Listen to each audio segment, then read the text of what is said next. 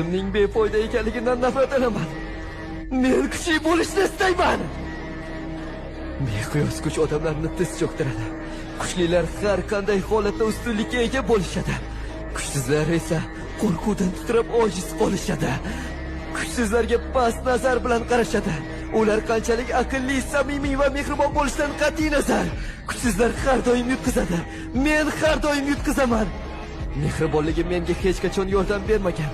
Hozir menga haqiqiy kuch kerak va men bunga erishmaguncha taslim bo'lmayman.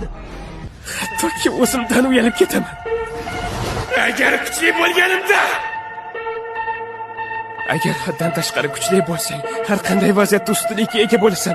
Agar kuchsiz bo'lsang, kuchlilar atrofda qo'rquvdan titroq va nochor turishdan tashqari hech narsa qila olmaysan.